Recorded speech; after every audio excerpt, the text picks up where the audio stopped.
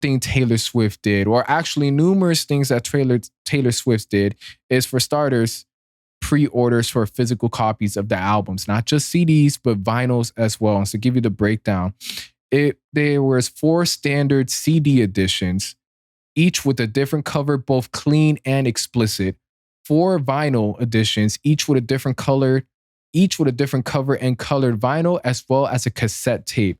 So when it comes to, physical pieces of music, Taylor fans, they were eating. They had choices. It wasn't just as simple as one CD. We're going to have different covers of these CDs. We're going to have different covers of these vinyls, damn near even the cassette tapes.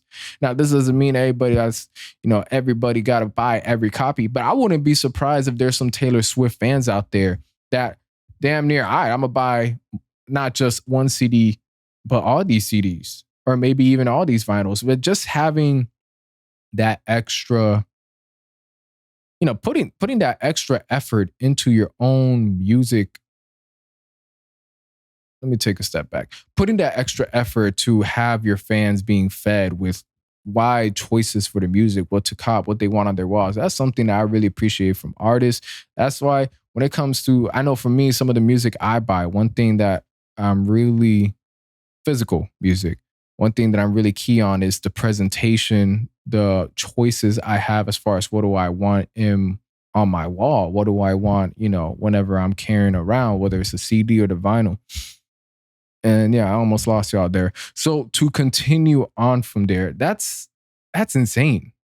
Now, going more into some of the stuff Taylor Swift has done to achieve the 1.1 million sales, Target was also selling an exclusive lavender edition of the album on CD and colored vinyl, with the CD boasting 3 bonus tracks. So far, Taylor Swift has released physical CD copies, both clean and explicit, with 4 different covers for the CD edition. When it comes to the vinyls, Taylor Swift released 4 vinyl LP editions, each with a different cover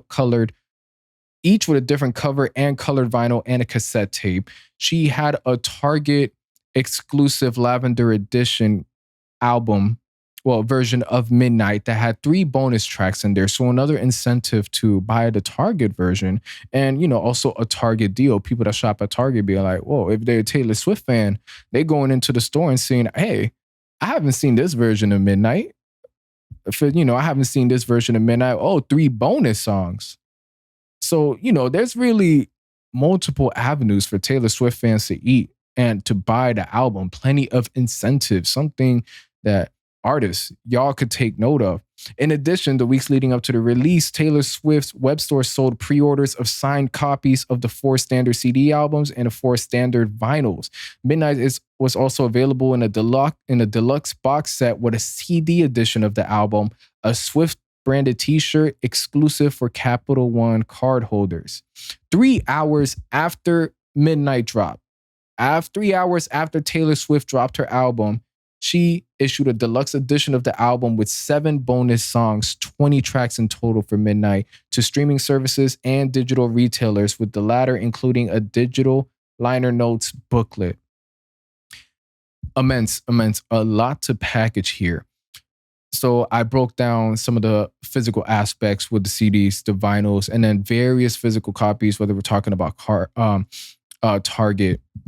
And then even going as far as to have it to where when she did release her album, she released a deluxe edition that same very night.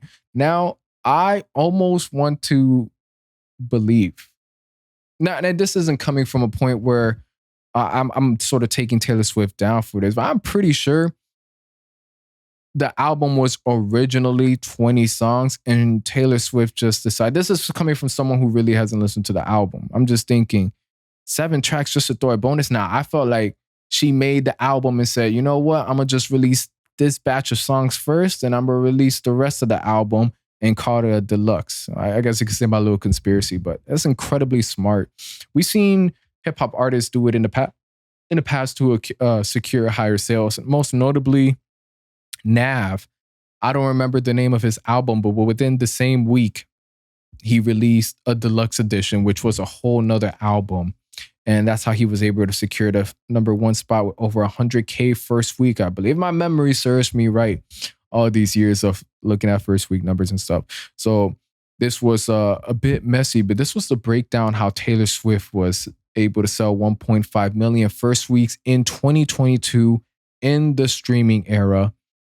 And this actually, after understanding how Taylor Swift did it, is genius. Even going as far as to say, connections are important. And there's a reason why certain artists, even if they have the capabilities of going independent, don't. I think this is a great example. I don't see Taylor Swift having exclusive copies of Midnight with Target if she wasn't signed, because that, to me, that's something that you're gonna definitely let the label handles. But to be able to do that is incredible. And having to where anybody that's a Capital One, I believe, credit card holder to be able to access, so to be able to access the deluxe box set of Midnight with a Swift branded t-shirt and a CD edition of the album exclusively for Capital One holders, that's also a great touch. So there was just various ways to be a Taylor Swift fan. Y'all were eating. Y'all were eating. This is crazy. Now,